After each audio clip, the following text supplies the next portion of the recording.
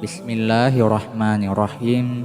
Assalamualaikum warahmatullahi wabarakatuh.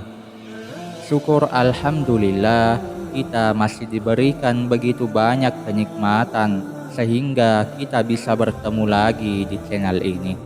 Marilah kita senantiasa bersolawat serta salam kepada junjungan kita Nabi Muhammad Sallallahu Alaihi Wasallam. Allahumma sholli wa sallim ala nabiyyina Muhammad. Doa dan harapan saya, semoga saudaraku semuanya selalu diberikan kesehatan, dilapangkan rezekinya, diampuni dosanya, dan dipanjangkan umurnya. Amin ya rabbal alamin.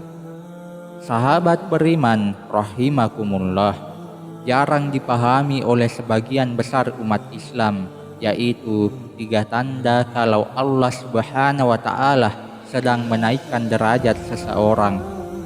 Sebagai umat Islam, hidup ini harus sepenuhnya kita yakini sebagai kesempatan untuk semata-mata beribadah dan mengabdi kepadanya.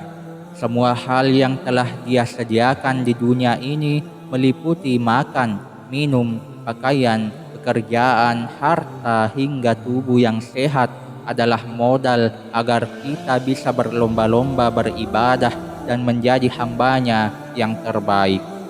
Dalam situasi hidup yang demikian, kadang Allah Subhanahu wa Ta'ala memilih segelintir orang untuk naik derajat lantaran perjuangan dan kesungguhan orang-orang tersebut membuat mereka dicintainya.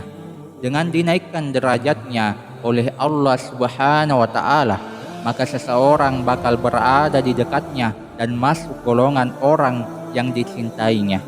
Alhasil, kebahagiaan dan ketenangan dunia maupun akhirat sejurus berada di genggaman orang itu. Lantas, apa saja tanda Allah Subhanahu wa Ta'ala sedang menaikkan derajat seseorang? 1. Dihadapkan dengan berbagai masalah. Di saat Allah Subhanahu wa Ta'ala akan menaikkan derajat hambanya, Allah Subhanahu wa Ta'ala akan menghadapkan hambanya dengan berbagai masalah. Dengan masalah tersebut, tentunya seorang hamba harus selalu bersabar dalam menghadapinya. Tak hanya bersabar, tentunya seorang hamba haruslah bersyukur. Allah Subhanahu wa Ta'ala akan selalu memberikan kesulitan kepada hambanya, namun tidak melebihi batas kemampuan hambanya tersebut. Sebagaimana telah dijelaskan di dalam Al-Quran, surah Al-Baqarah ayat 286.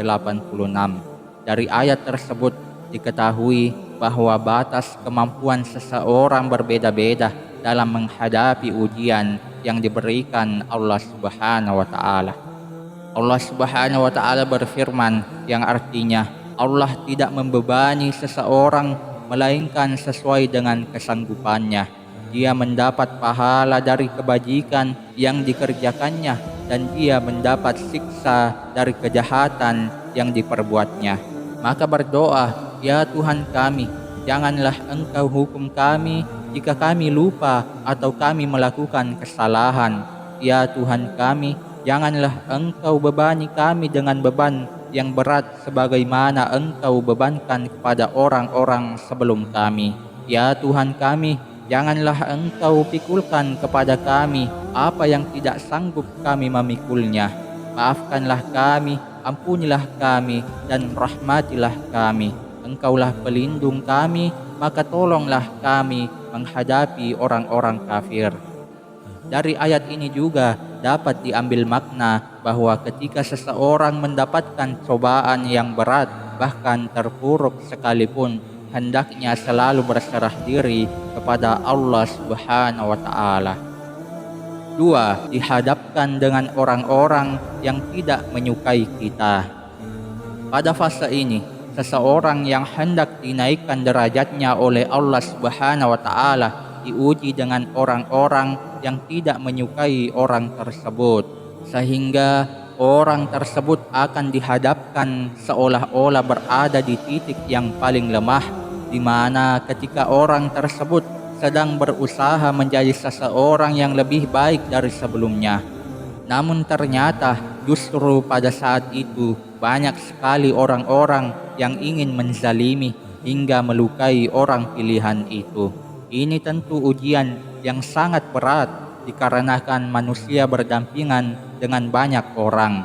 Situasi ini yang membuat seseorang seharusnya memahami keadaan dan situasi yang sedang dihadapi tersebut hendaknya tidak membuat dirinya untuk membenci orang lain.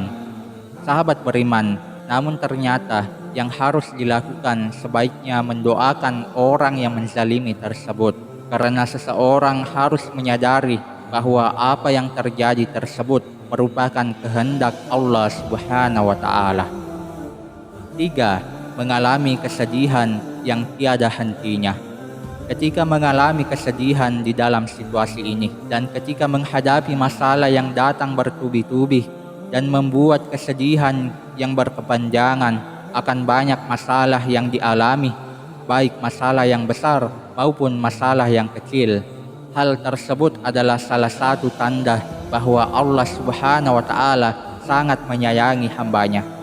Masalah yang dialami menjadi alasan untuk bersedih dan mengeluh merupakan suatu kewajaran. Tetapi sahabat, janganlah bersedih dan berputus asa pada pertolongan Allah Subhanahu wa Ta'ala, karena Allah Subhanahu wa Ta'ala juga selalu bersama hambanya meskipun dalam keadaan sedih sekalipun. Allah Subhanahu wa Ta'ala akan memberikan kenikmatan ketika hambanya berhasil melewati ujian kehidupan ini. Wallahu a'lam bishawab. Semoga bermanfaat di dunia dan juga di akhirat. Mudah-mudahan juga ini dapat mencerahkan, menambah wawasan, dan melapangkan dada. Assalamualaikum warahmatullahi wabarakatuh.